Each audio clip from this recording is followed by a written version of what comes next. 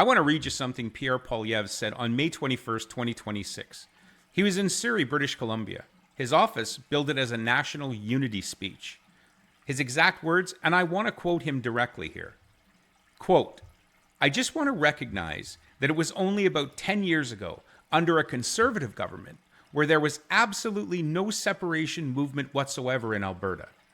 The PQ and the BQ, the two separatist parties in Quebec, they didn't even exist anymore.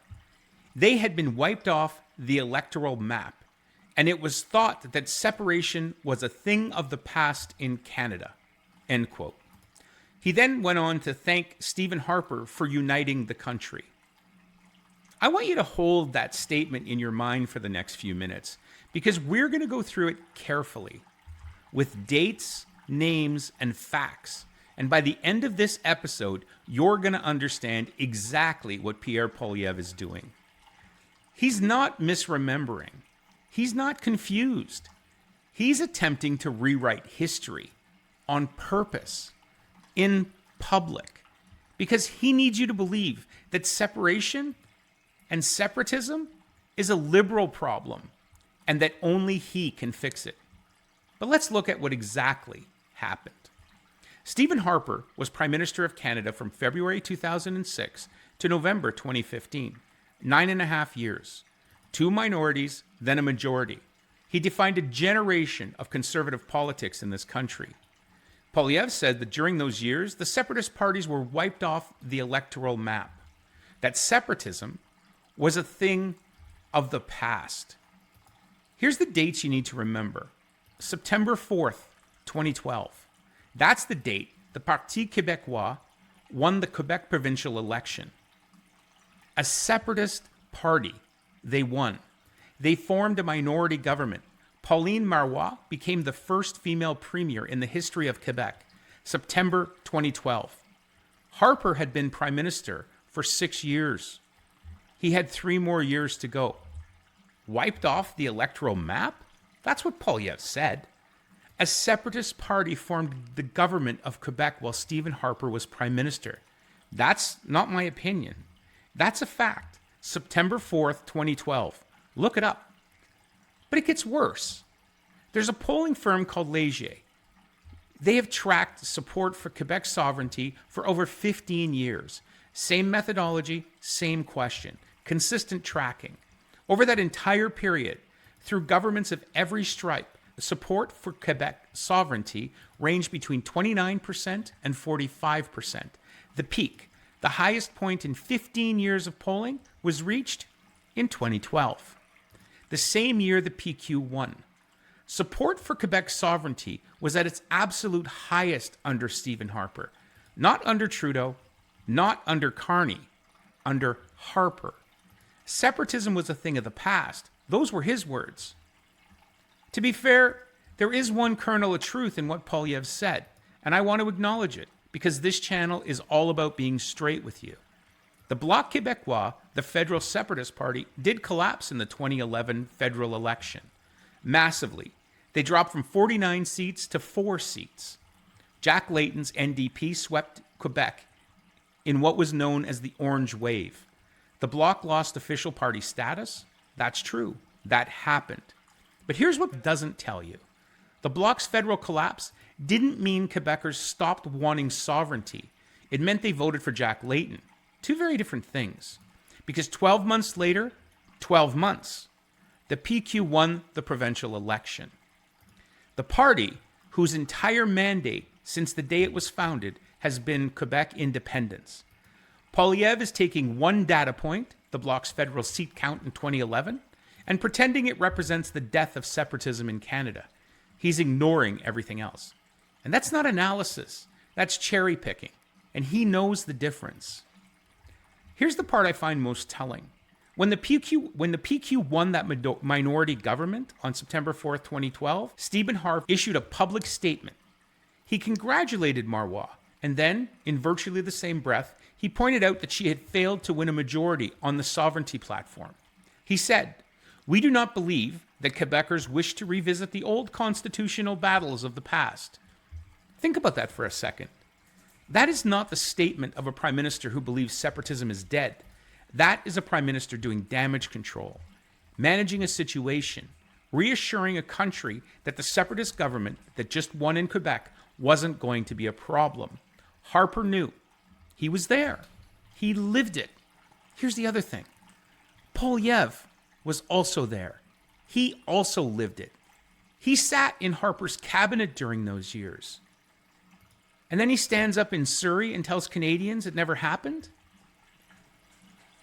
Because the goal isn't accuracy. The goal is a narrative. Right now in 2026, there are real separation movements. Alberta is heading towards a referendum in October. Quebec's separatist PQ party is leading in the polls ahead of their provincial election. There are genuine fractures in this country with deep roots that go back decades, before Trudeau, before Carney, before any of this. But Poilievre needs you to believe those fractures are new, that they didn't exist before the Liberals, that Carney caused them. Because if he can make you believe that, then he's the solution. That's the play. It only works if nobody checks the dates. But we check the dates. Now I want to talk to you about what happened today, because it's the clearest possible proof of what this is really about. Today, June 8th, 2026, Pierre Poilievre stood at the Royal Canadian Legion in Calgary and launched what his office called a national unity campaign, a summer-long effort to keep Alberta in Canada ahead of the October referendum. Strip away the Legion backdrop and the family metaphors, and here's what he actually said. He called for repealing the federal environmental assessment law, kill the oil tanker moratorium, hand immigration control back to the provinces, build pipelines his way. Canadians voted on that platform 14 months ago. They said no. He ran on those exact policies in the April 2025 election. He lost his own seat, lost the election, and today he's standing in Calgary telling Albertans implicitly but unmistakably that unless Ottawa adopts the platform Canadians already rejected, they have every reason to be angry. He's not offering a path to unity. He's using the threat of separation as leverage to demand a second chance at an argument he already lost. There's a word for that. It's not leadership. It's not unity. It's a man who lost an election telling you the country will fall apart unless you give him what voters wouldn't. And here's what makes it collapse entirely.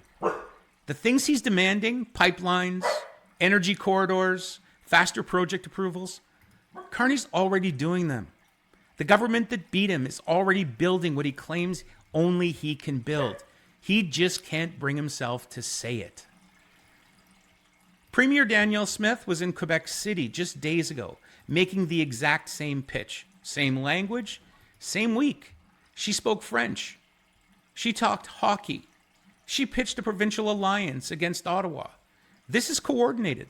The strategy is to build a conservative provincial coalition, Alberta and Quebec, united against federal liberal policy that creates enough pressure to force Ottawa to adopt conservative positions.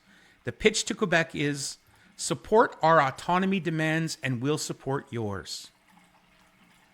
The problem is, Quebec separatists aren't interested.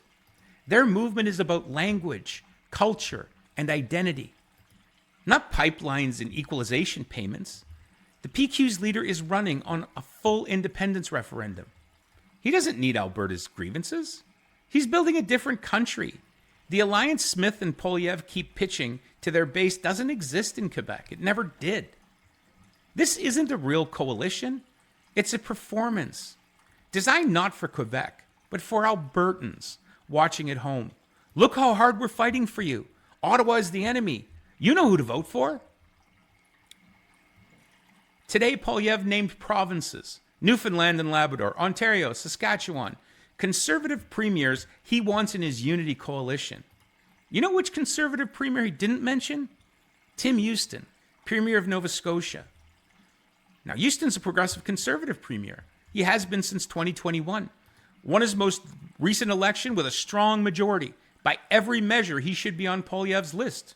He's not on the list because during the federal election campaign, Houston refused to appear with Poilievre. Didn't show up, Didn't attend his events? Sources described the relationship between the two men as tense. Euston said publicly, and I'm quoting him directly, that the Federal Conservative Party was very good at pushing people away, not so good at pulling people in. He wouldn't comment on Poilievre's leadership. He made clear he is not a member of any federal party. And while Poilievre was losing the election, Euston was in Halifax signing a deal with Mark Carney, smiling, shaking hands, talking about Nova Scotia becoming an energy superpower together.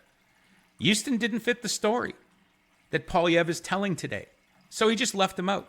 A conservative premier who works constructively with the Liberal government simply doesn't exist in Poilievre's version of Canada. That's not a unity speech. That's a carefully curated guest list. Now, I want to be clear about something before I wrap up. I'm not here to tell you what to think about separation. That's a legitimate debate, deep roots in this country going back 60 years.